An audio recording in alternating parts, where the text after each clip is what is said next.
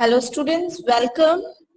In this video, we are going to learn about our environment, right? So we will be discussing what is ecosystem, then food chain,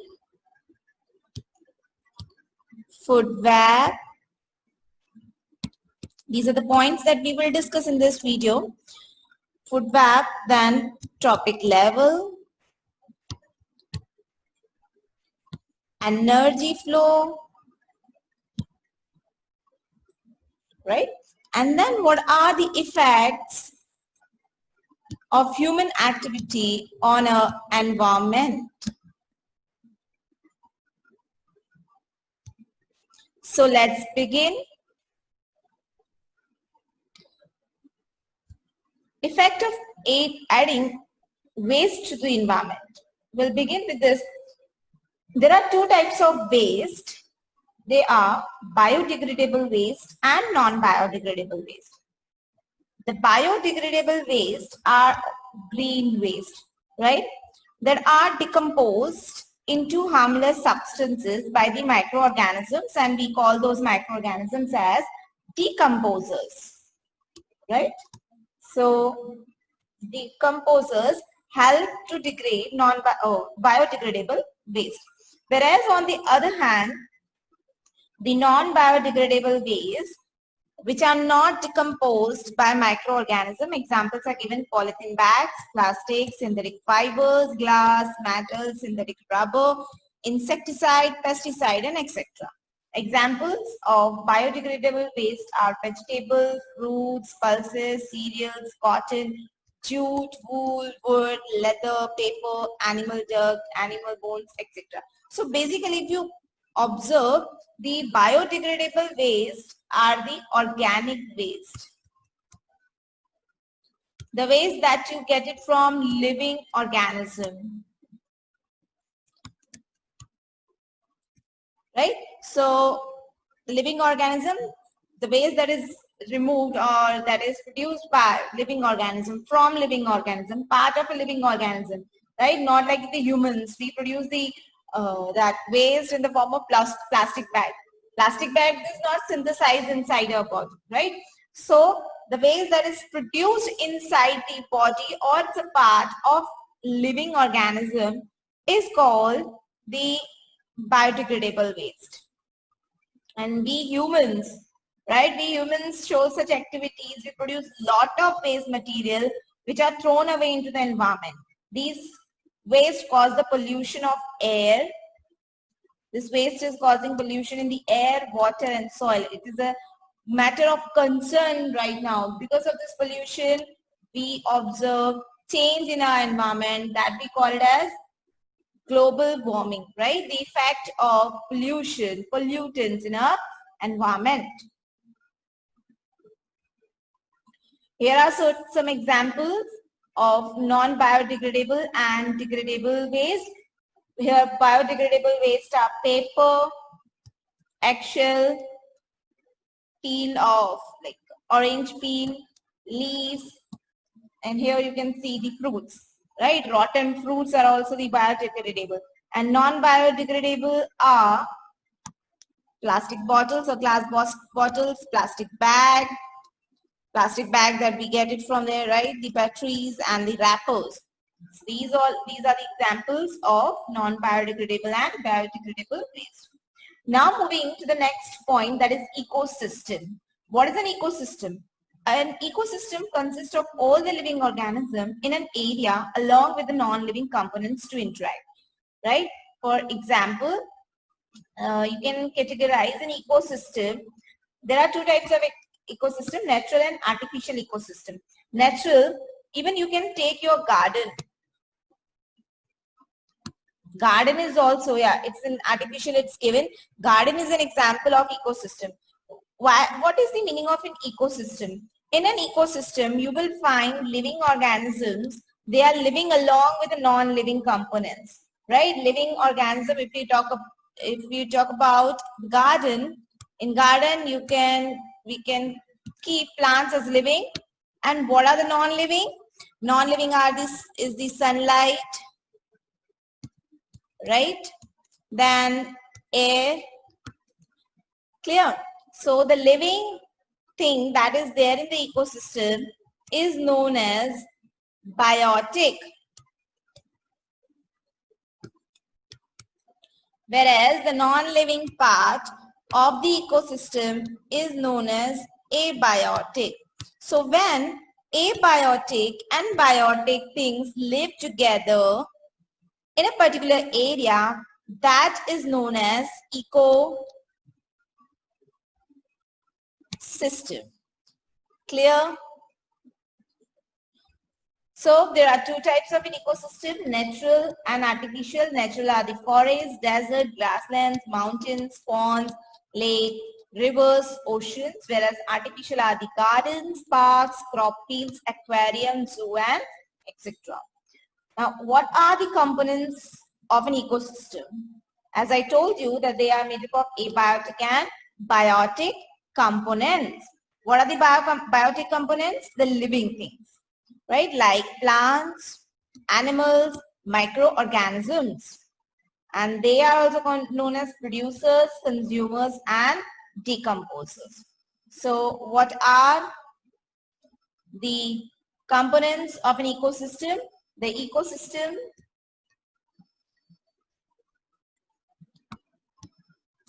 consists of biotic and abiotic substance. Biotic are the living one and abiotic are non-living things. Further, this biotic are categorized into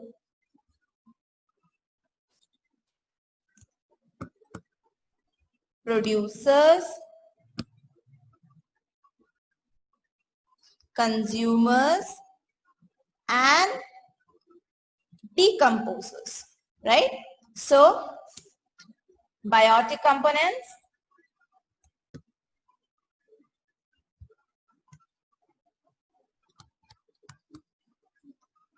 the first one is the producer,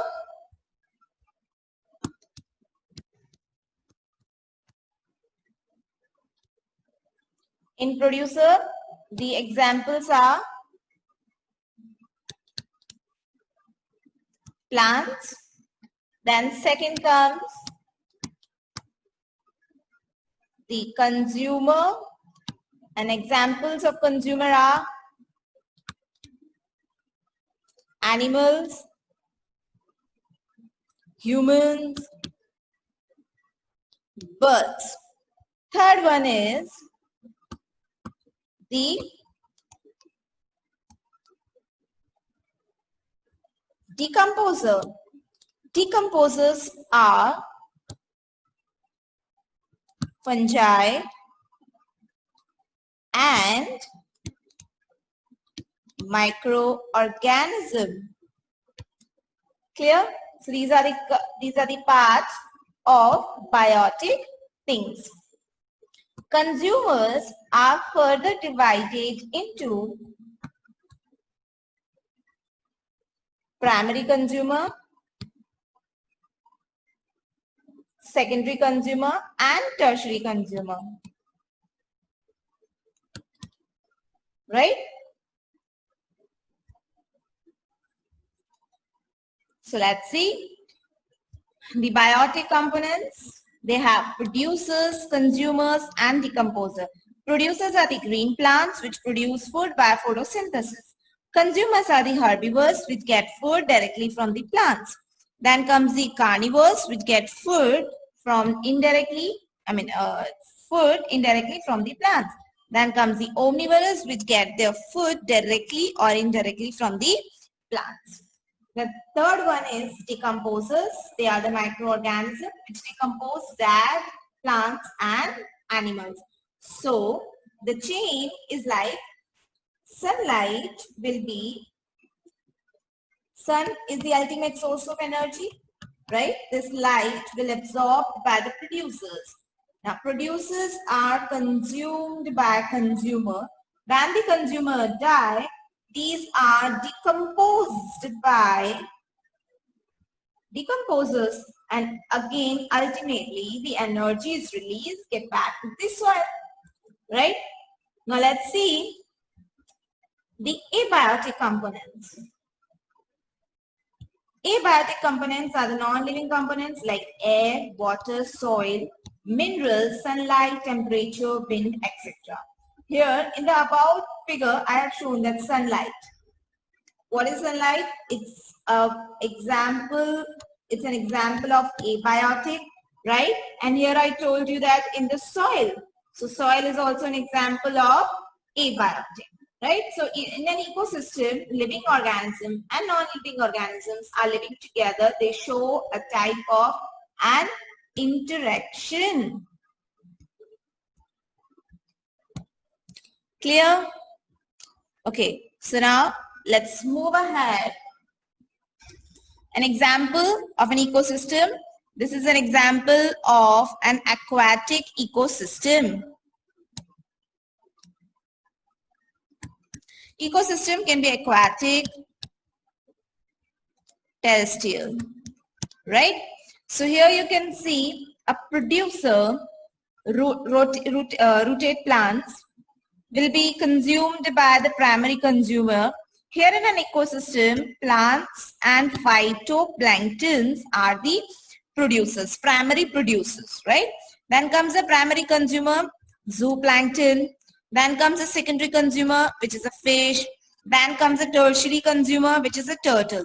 Finally, if the turtle dies, what will happen? Decomposers, like bacteria and fungi, will act on it, right? And finally, after decomposition, the chemicals get dissolved in the water and in the soil, which will be utilized back by the producers. So this is how the interaction takes place between abiotic and biotic components. One more example is of terrestrial, right? Here you can see how the abiotic and biotic components are in interaction with each other. It always begins with the sun because sun is the ultimate source of energy. So here sun comes under abiotic. The sun energy will be utilized by the primary producers, which will utilize by consumer, herbivores or carnivores, right? When they die, decomposer act on it. They release the components in the soil like minerals, right? At every point of time, heat is released in the form of energy, right? Because all the living organisms, they are performing certain chemical energy inside it. So they release energy. This energy also goes back into the abiotic components. So ultimately, biotic and abiotic components are interrelated to each other and they form the ecosystem. Now we are moving to the other point of topic of the ecosystem, that is a food chain. Food chain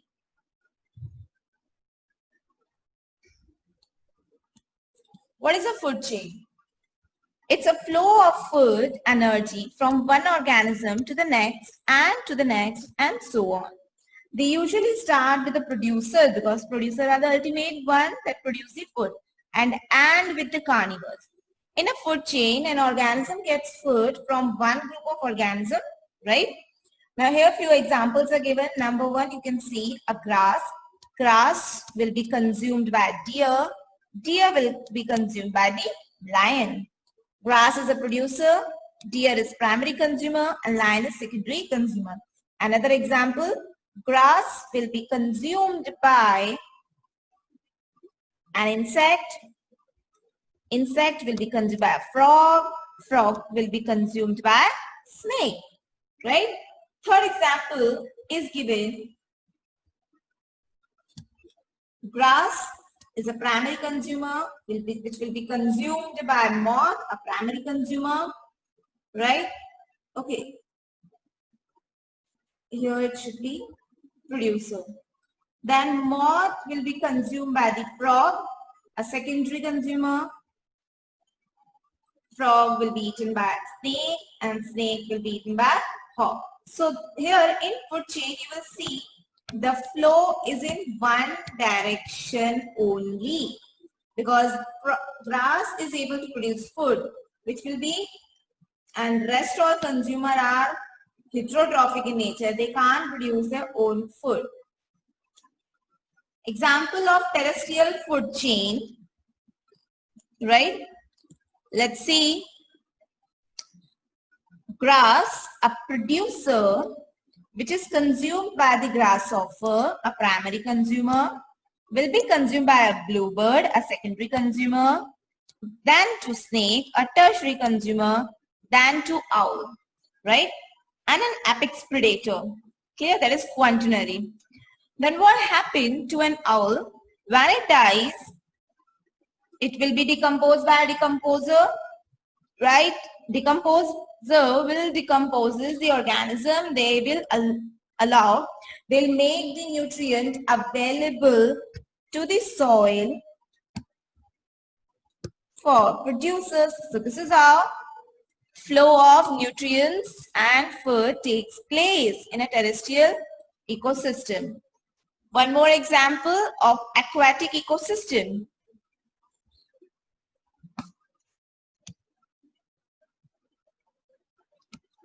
Let's begin with the sunlight. First one is one cell life. Then, okay, here they have started. The shark will consume the tuna. Tuna will be consume mackerel. Mackerel is eating small fish. Small fish will eat shrimp-like organism, and they are going to eat one cell organism, that is phytoplanktons.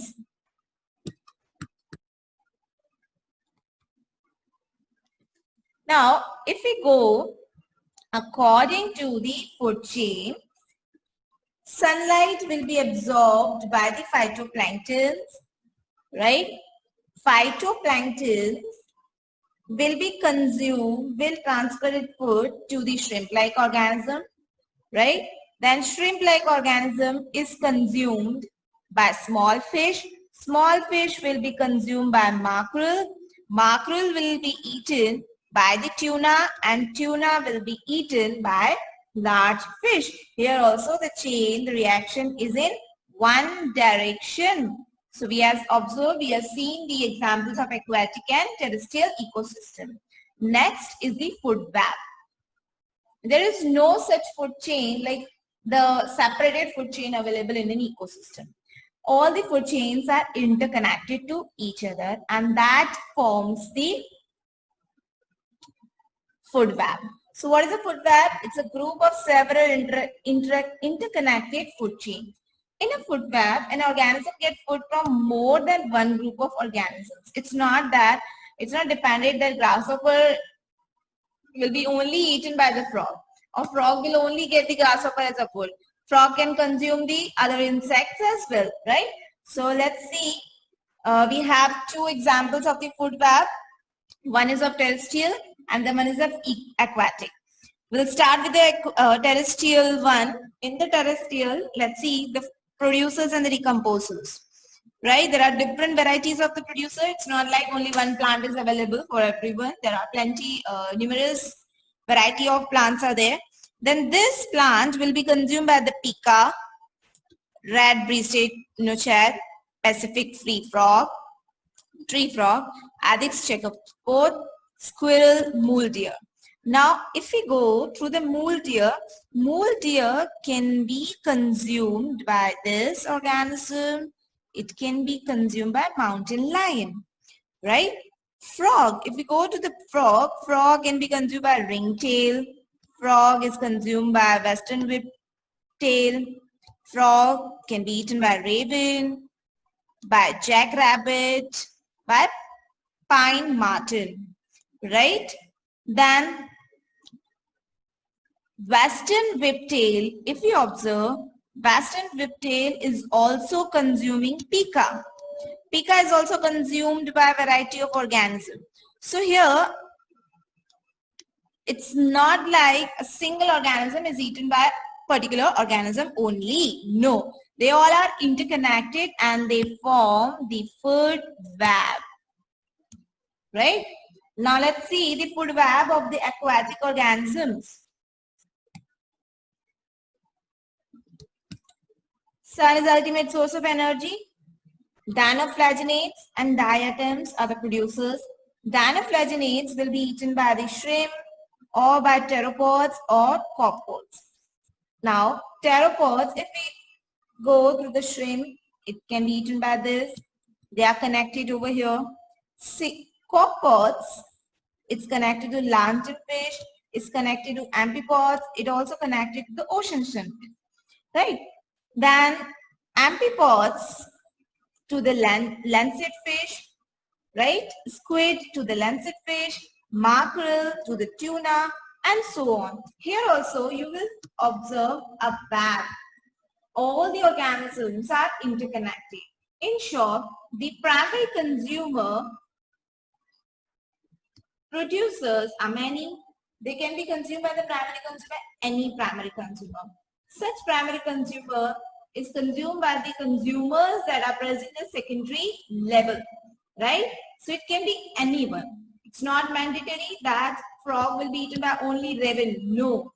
By the jackrabbit or by the whiptail animal. Clear?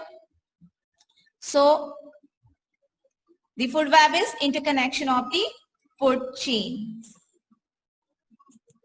One more example of the difference between food chain and food web. In food chain, we can get different trophic levels like first trophic level, second trophic level, third, fourth and fifth trophic level. Whereas in food web, such things are also available, but they all are interconnected to each other. Right? So here all the possible energy pathways, here only one path of energy is there, right? So arrow, if we observe the arrow is the transfer of energy. It is in the one way, whereas it is interconnected.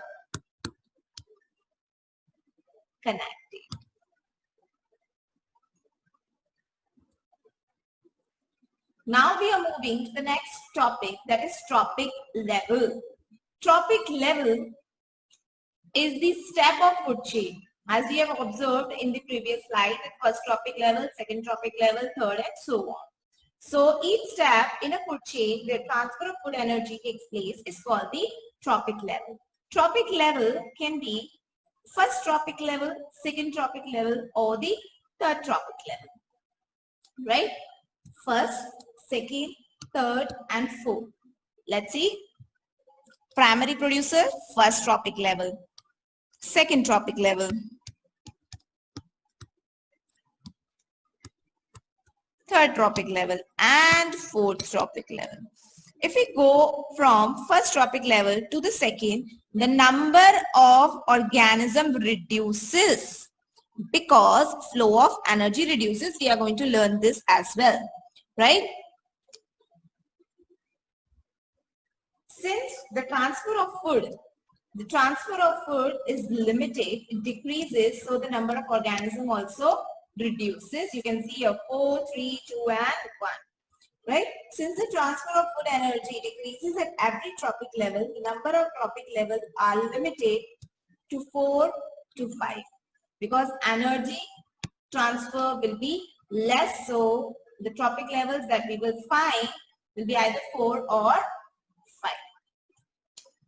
Now we'll talk about the energy flow in each level, in each trophic level. Green plants, as we know that green plants are the producers, right? So they absorb the energy. They absorb 1% of the solar energy falling on the leaves and store it as food during photosynthesis. During the transfer of food energy from one trophic level to the next, 90% of energy is lost to the environment and only 10% is transferred. So it follows the 10% law. This is known as 10% law. Here in this example, you can see producers, if they have 10,000 kilocalorie of food, right? So energy will be transferred only 10%, that is 1000 kilocalorie, right? And so 1000 kilocalories available to the rabbit. Now rabbit will utilize the energy and will transfer 10% of the energy available. So here is the 100 kilocalorie to the snake. Snake will consume 100 kilocalorie and 10% will be transferred to the above, that is 4th tropic level, to the eagle. So eagle is having only 10 kilocalorie. So here, if first tropic level is having 1000, it will transfer 100 kilocalorie to the next tropic level. Second, this is first tropic level. Here is the second tropic level, right? And third tropic level will have 10 kilocalorie. And if fourth is there, fourth will only have 1 kilocalorie. So the flow of energy reduces. That is the reason that tropic levels are either 5, maximum 5. In majority of the food chain, you will find only 4. Clear?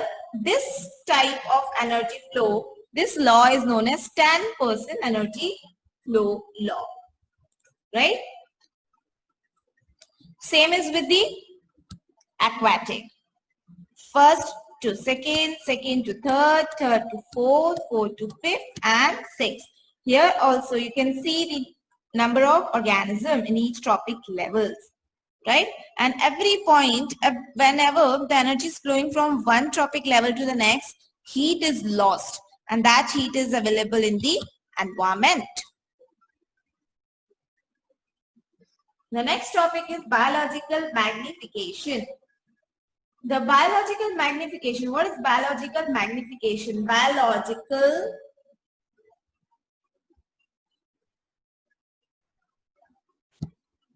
magnification, right? It is, magnification is the maximization, right? And inside the cell. So when harmful chemicals like insecticides or pesticides, which are used for the purpose of protection to the crops from insects or pests, are absorbed by the plants and enter in the food chain, since they are not biodegradable, they will go on accumulate in each and every tropic level, and the concentration increases. Right? Such is known as biological magnification, as it takes place in the living organism. Right? Since human beings occupy the highest tropic level, the concentration of these harmful chemicals is maximum in our bodies. Right?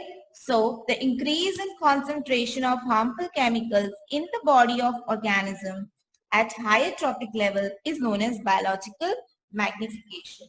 Here in the picture, you can see just an example is given.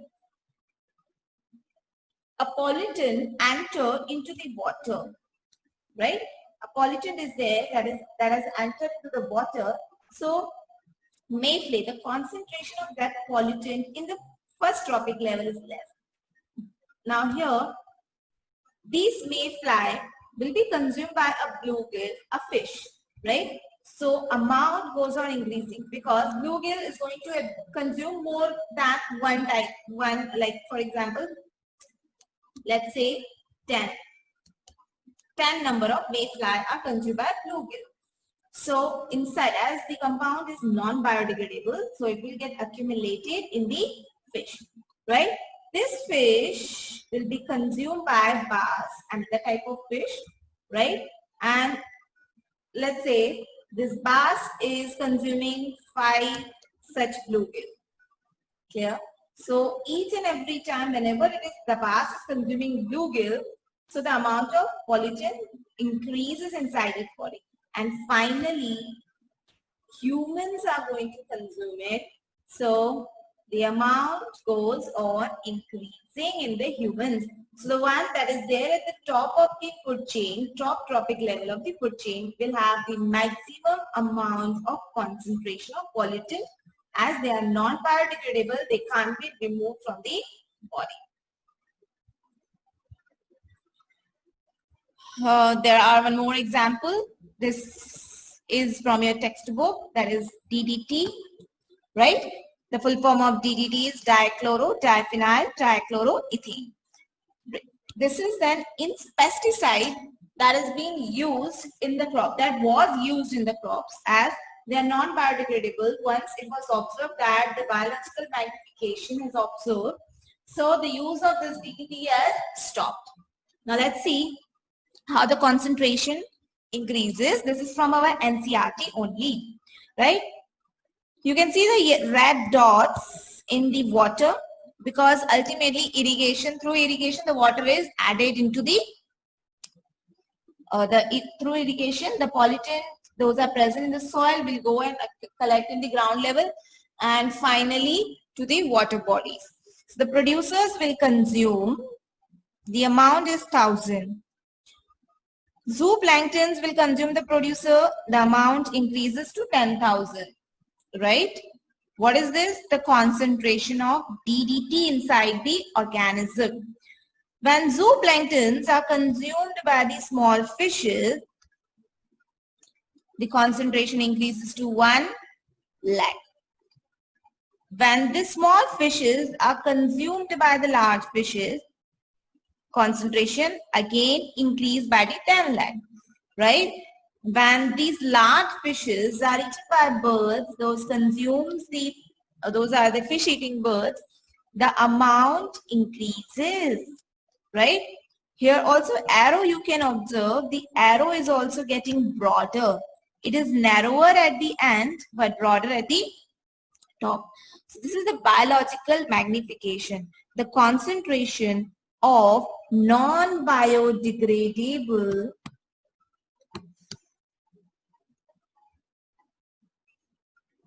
component increases at each trophic level, clear, inside the living organism. This is known as biological magnification. Another example on your right hand side you can see is of PCB. What is the full form of PCB? It is polychlorinated biphenyl. So polychlorinated biphenyl, this is the pollutant from the industries. Effluent, you can see the effluents, paper industry or the plastic production industries, yeah, okay, or the electrical industries, right? So PCB get enter, we will just follow the numbers. Number 1, it will enter into the water. Phytoplanktons are going to utilize it. Then phytoplanktons are consumed by the zooplanktons. Concentration increases. You can see inside the organism's body, the dot increases. Here 2 dots are there. When from 3 to 4, when it passes to the 4, the amount increases. When it passes from these herring eat zooplanktons to the salmon, the amount increases. And when the salmon is consumed by a large mammal, you can compare, the amount is more, because when this organism is consuming any other organism, the non-biodegradable compound when enter into the body, it gets accumulated because the body doesn't know how to eliminate it. So it goes on increasing, it goes on accumulating. So these are the 2 examples of biological magnification. One is in the aquatic, right? One is of the DDT, another one is PCB. Now, what are the effects of human activity on the environment? One effect that we are going to discuss is the ozone layer depletion. Ozone layer depletion. First, we will discuss how the ozone is formed in the atmosphere, right? When UV rays fall on oxygen molecule, it will split the oxygen molecule and oxygen atom is available. This oxygen atom, you can see it binds with oxygen molecule. Here it is given O combines with O2 gives O3. This is how the ozone molecules are formed. Let's read. Ozone molecules contain 3 oxygen atoms. At higher level in the atmosphere, the UV radiation splits some oxygen molecules into free oxygen atoms, which combines with oxygen molecules to form ozone. This is highly poisonous. Ozone is highly poisonous and it is very light in weight. That's why it go on and accumulate in the stratosphere, right? Ozone layer present at the higher level of the atmosphere protect the earth from harmful UV radiation from the sun. UV radiation causes skin cancer in humans. What are the other consequences of ozone layer depletion? UV radiation? Cataract, right? It not only causes the skin cancer, it also leads to eye defects, right? Ozone layer is being damaged. Now, we'll see how the ozone layer is damaged. Ozone layer is being damaged by the use of chemicals like chlorofluorocarbons, that are CFCs, used in the refrigerator and fire extinguishers. So the use of CFC is now being reduced to protect the ozone layer, right? So who's responsible? The CFC is responsible for depletion of ozone layer. Let's see how the ozone layer is depleting, right? Chlorofluorocarbon, as you can see here, it will combine. The chlorofluorocarbon will give away chlorine. First step, let's read. The ultraviolet rays splits the chlorine atom away from the CFC. In second, what will happen? This chlorine will react with O3. The chlorine atom breaks up an ozone molecule, making a hole in the ozone layer. So what will happen? The chlorine, you can see oxygen, O2, and ClO is formed. This ClO is so unstable that ClO will split and give away Cl plus O. So again, this chlorine is free to react with other molecule of ozone. So this is how the hole is formed. The molecules are left behind are chlorine monoxide and oxygen. So if we write down the equation, it is like CFC, UV rays will split CFC into fluorocarbon and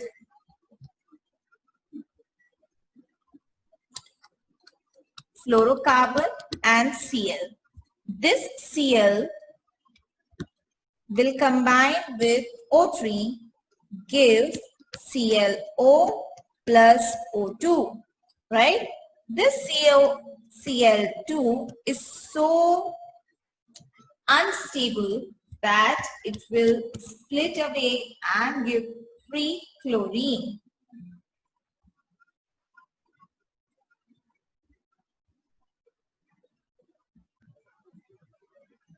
So we'll end with a video with a quote is, the key to a greener planet is in your hand. Thank you for watching.